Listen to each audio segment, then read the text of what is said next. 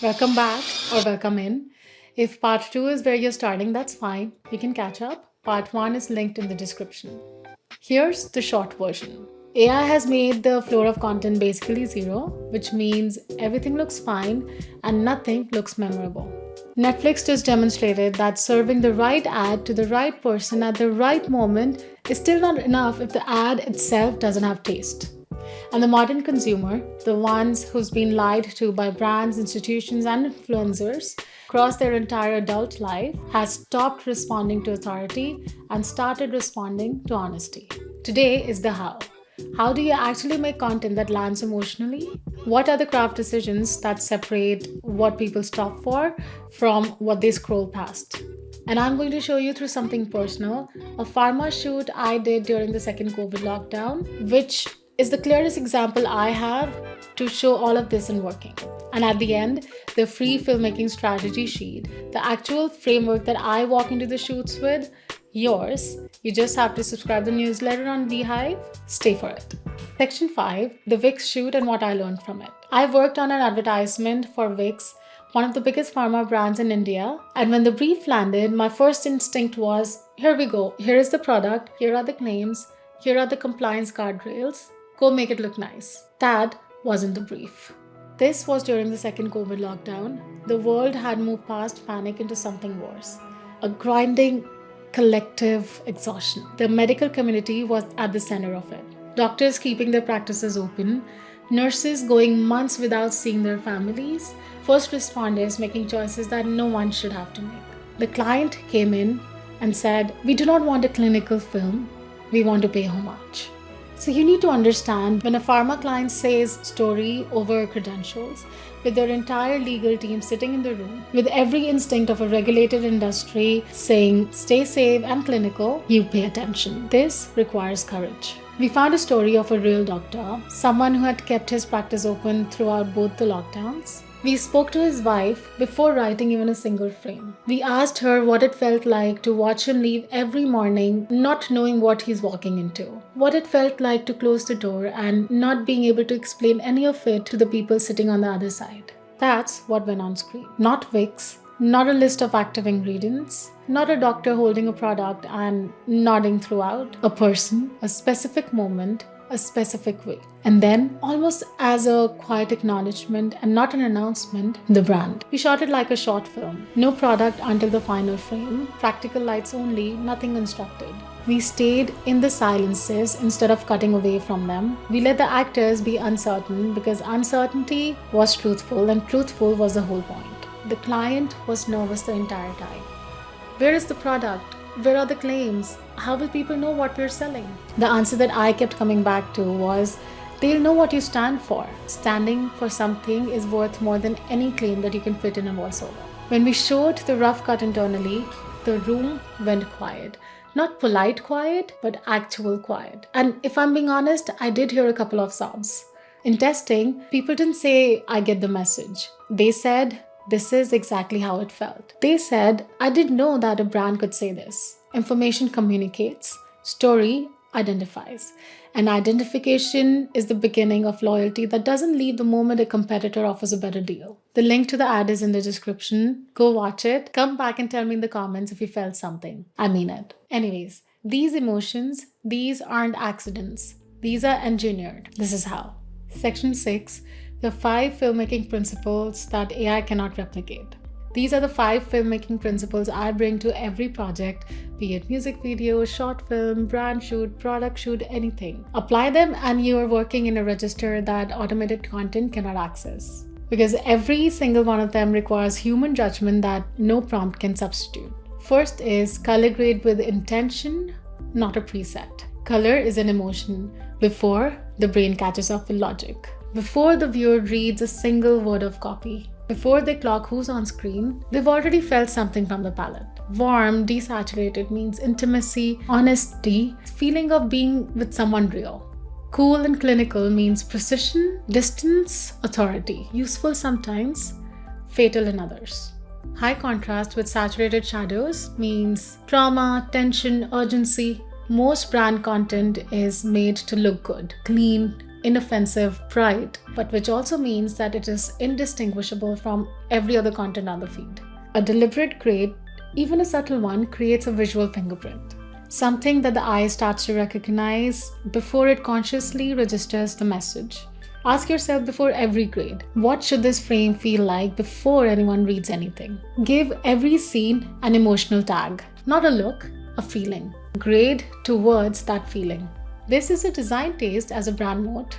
When your visual language is intentional and consistent across years, not just in the brand guidelines PDF, but in actual piece of content, you build something that a competitor cannot build with a better prompt. Consistency requires human judgment at every decision point forever. Number 2, facing that respects emotion and not the goldfish myth. Every time someone says that short is better and that our audiences have an attention span of a goldfish, I want to have a very serious discussion with them. When we build content around the idea that our viewers cannot hold a thought for more than 7 seconds, we're literally calling them stupid out loud in a strategy document. And then we wonder why they don't trust us. Short is better when there's nothing to feel. If you're building trust, you need space. You need the moments that breathe. You need to let the emotion form before the cut. The cut that comes 1 second too early kills that emotion every single time. There's a real difference between attention farming and emotional storytelling. Attention farming keeps the audience watching. Sure, you get the views, but emotional storytelling keeps the audience remembering. You can have both, but you have to trust your audience with that beat of silence, which is the hardest thing to do in a room full of nervous clients, and the best thing you can do is win. Number 3, motivated lighting. If it looks lit, it looks fake. Cinematographers talk about motivated lighting, a light that feels like it's coming from somewhere real. A lamp, a window, sunlight through the curtains. When lighting has a believable source, the scene reads as truthful. When the scene looks lit, perfectly even, sculpted, unmistakably studio, it reads as constructed. Usually constructed is the enemy of trust, except when it's done intentionally. On the Vicks shoot, it was practical lights only. The blue shifting dawn quality coming from the window at 6 a.m., we shaped it. The source looked real, and the viewer's eye felt the reality before the brain could name it. With AI producing so much polished, technically perfect content, the thing that reads real is increasingly the thing that looks imperfect. The hot spot on a window, the motivated shadow, the frame that wasn't art directed to smoothness. Trust is built in imperfection now. Built towards it, but intentionally. Number 4, real faces over perfect ones. The moment you cast someone who's too symmetrical, too polished, clearly performing vulnerability rather than carrying it, the modern consumer clocks it immediately, unconsciously. The trust evaporates before they can even tell you why. AI-generated faces are getting extraordinarily good at everything except the eyes. The eyes, Jacob, they never lie. Eyes are still wrong. Something in the quality of attention, the specific weight of a real person's gaze, the modern consumer feels it before they can even name it. Real faces carry real emotions. That is what gets shared. It's what people screenshot. It's what you send to a friend at 1 a.m. with a message saying, "This is exactly how it feels." Perfectly cast and perfectly performed. That is never what someone shares with a friend at 1 a.m. Number 5, sound design as an invisible architecture. Most brand content treats audio as an afterthought. Music picked up from a licensing library in the last 48 hours of the post, ambient sound removed or added generically, silence treated as a problem to fill. Here is the truth. Sound is doing 60% of the emotional work in most films. The right ambient track, not music, but the texture of space, can establish trust way before even a single face appears on screen. The held note under a difficult moment, the specific sound of a kitchen at 6 a.m. in the morning, the hum of a refrigerator, distant traffic, mug on a counter. These sounds are not noticed consciously, these are felt. They tell the viewer's nervous system, this is real, this is safe, you can be here. Treat sound as an infrastructure. It is load-bearing. Apply these 5 principles to anything. A music video, a product shoot, brand video, 15-second demo, and you enter a register that automated content cannot access.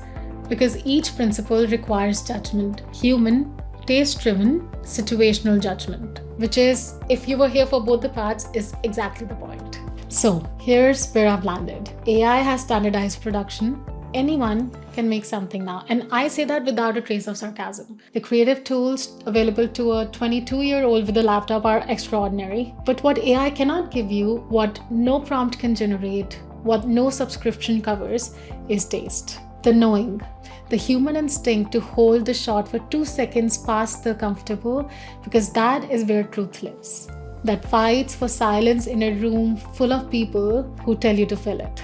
Taste is a human skill, and in a world which is drowning in content that is perfect, technically optimized, and polished, it is the rarest and the most valuable asset that a brand can have. The brands who are winning are not the ones with the biggest AI stack. They are the ones who understand that their consumer is a human being first, with feelings, with defenses. Be worthy of that trust. That still and always is the job. Now the filmmaking strategy sheet, the actual framework that I carry into every shoot. Motivated lighting principles, color grade logic for different emotional targets, pacing guidelines, and what not to show checklist, which I think is the most important one.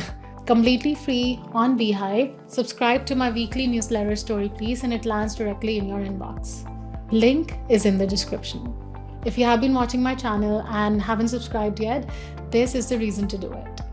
Come in for the sheets and stay for the brand breakdowns. Last week we did a full Ovala case study, and the week before that we did a case study on personal branding. Subscribe, get the sheet, come back next week. Episode 10 is something I've been sitting on for a while, and I have really strong feelings about it.